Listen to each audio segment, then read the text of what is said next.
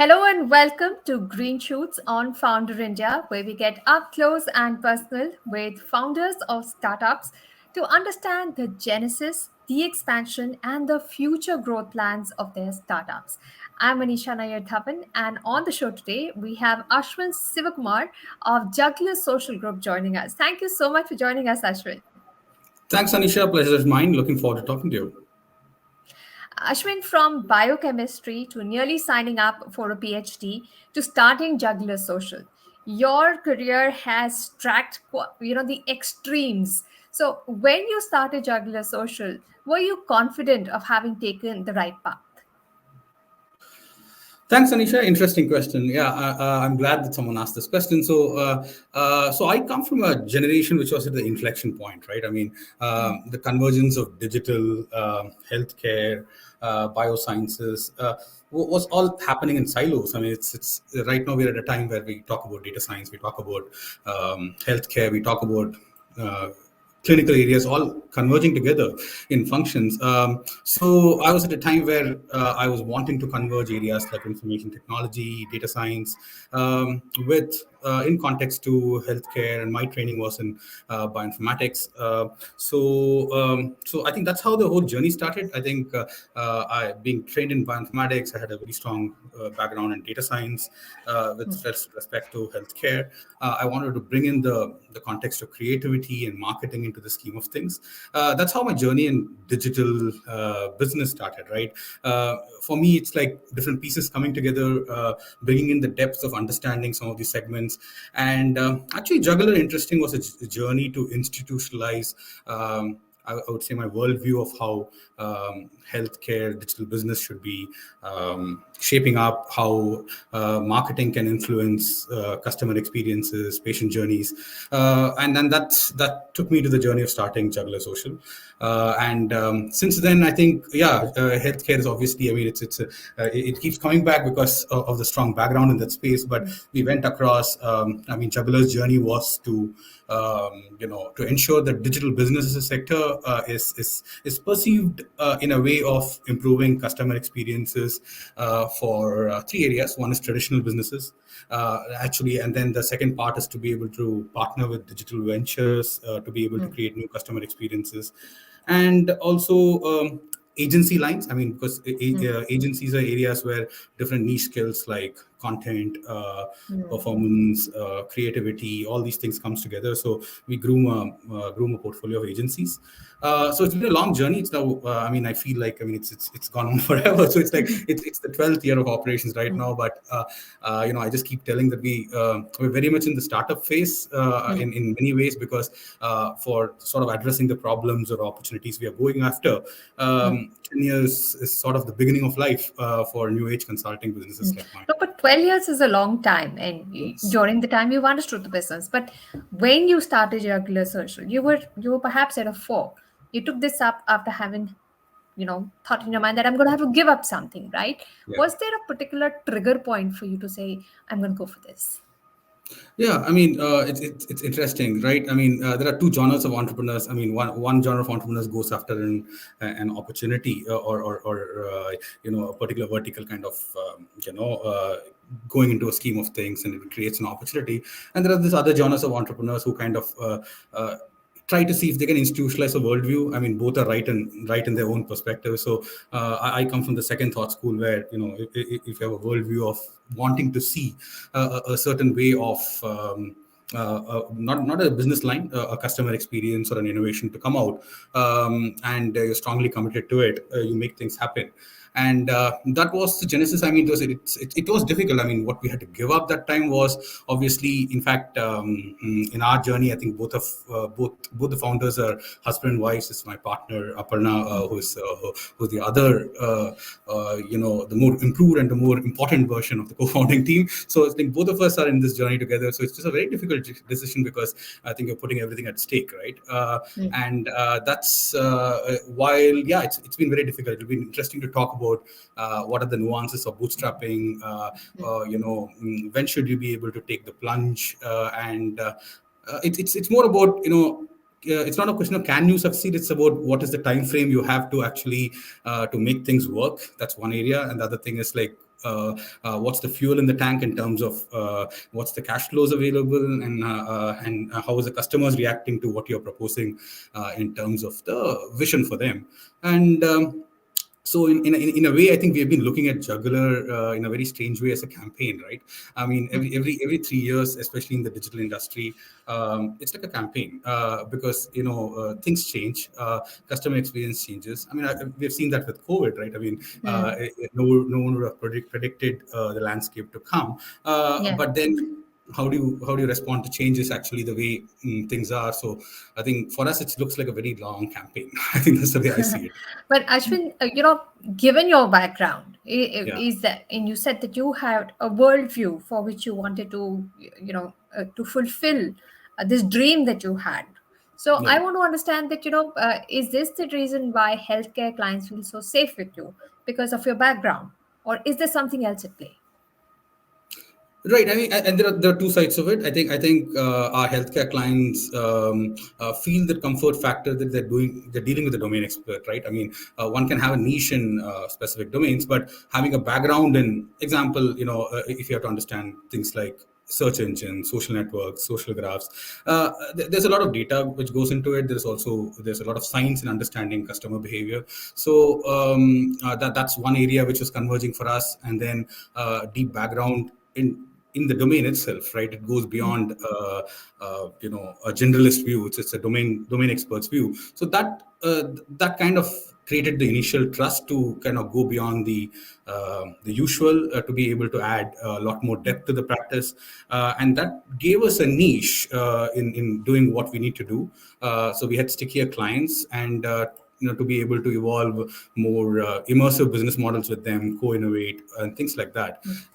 And yeah, thankfully we have been able to add some value to their journey while we have been able to create a level of scale for the type of business which we are operating in. Right, so Ashwin, could you talk to us about your different business units? You've got Juggler Social, you got Juggler Social Agencies, and you've got Juggler Expertise. So take us through what each one of these units do. Sure. Uh, Anisha, yeah, so we have three lines of businesses, right? One of it is a deep consulting practice, which partners with specifically traditional businesses to be able to transform their business model, transform customer experiences. But marketing is the starting point, right?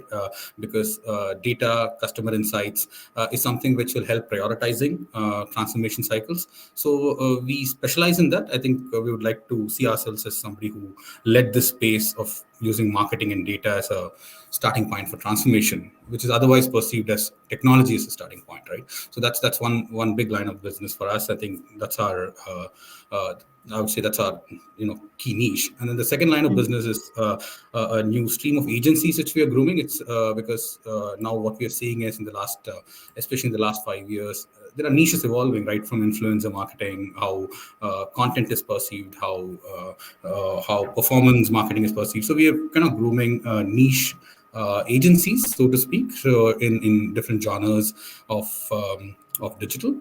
And the last business line is expertise. The expert is the area where we partner with organizations, product companies, to be able to create key expertise, whether it's in form of a venture. But for your consulting business, how do you compete with big boys like TCS and Wipro? What exactly is your USP? Sure. Yeah. So that's the area which we are. I was just talking about the area of marketing-led digital transformation is driven by the fact that there needs to be a deep understanding of customer journeys first to create a need for transformation. Right. Obviously, customer experience is a key in transformation, but in for any digital transformation to happen, if you have to go at the nuts and bolts level, it's important to be able to prioritize because it's like a candy store. There's a lot of things that you can transform as a business. So the key thing which we do is to be able to help make a case for transformation to be by driving their business model, so to speak, first, and which means that a transformation becomes an internal priority where IT comes together, marketing comes together, operations comes together, and that's the key. So that's the practice which we have come to specialize over years. Okay. And You've expanding. You've come up with a new office in Chennai. What are your growth plans? Is it going to be, again, marketing plans for companies? What are you looking at the future? Our goal in the next few years is to be able to, while the consulting line of business is going to be a key for us, because we are, I mean, traditional businesses are the economy of the country, and we would want to be partnering with them, especially healthcare providers, to be able to ensure that they are in sync with the new digital landscape. They're innovating new business models. So that's an area which is going to be a key focus. But an equally important area is to be able. Now we are kind of having a joint venture with a Finnish company called Bodio, where we are actually trying to bring and institutionalize the practice of board recruitment and advisory recruitment, and bringing that to Asia Pacific. Could you talk to us about this new joint venture? Because, as much as I understand, the core of your offering is marketing, right? Digital marketing and how businesses can go digital. So, what is this joint venture that you just spoke about, about boards of companies? With Bodio, I mean, these are the kind of data which we bring along. These are our expertise which we bring along, and a company like Bodio has had a long journey and success factor when it comes to recruiting board members, recruiting advisories, and then it's at an inflection point. So right now, with remote work coming in, with hybrid work culture coming in, and boards being boards and kind of advisory needing to be a lot more interdisciplinary, organizations needing to be asset light. It's a great business model to actually collaborate with, and great business to collaborate with. So we are bringing in certain areas of expertise, and we're partnering with Bodio to bring this business not just to Asia, but playing a core role in the way the positioning of the organization also takes shape. Okay, so other than this venture, what are the new products and services that you're planning to add to your portfolio now? Right. So I think the way are seeing innovation in product portfolios are through joint ventures. We are evaluating some space in the health tech areas is one of the areas which we are looking at, and the other one is I would say career tech and ed tech. So these are areas where I think the way we would add our innovation is through joint ventures in the future. You've been doing this for 12 years. For all budding entrepreneurs, what is your advice? What's the most important thing? Is it the product? Is it the process? Is it people? Or is it something else? I think the first and most important thing is the intent to persevere, and not looking at exit as the outcome, right? Because one should be truly passionate about the problem to be able to go through what you need to go through as an entrepreneur, and that's the biggest challenge, right? Example, even in our journeys, I mean, we took the bootstrapping route for many reasons, right? I mean, it was a time frame 2010. Those are the time frame where the VC ecosystem was not that evolved. The startup ecosystem was still early. It comes with its own set of challenges. I think the key thing is focus, but focus is easier said than done, because you would need to kind of focus on. You need to give yourself a timeline to focus and make it work, and then try out new things to make your ideas work, and give it a definitive timelines to figure out whether your customers are embracing either your worldview or the solution which you have, right? But the focus can't be for 2 months and 3 months and 4 months and then you give up. But with all the hardships which you have to go through, you need to have a timeline for focus.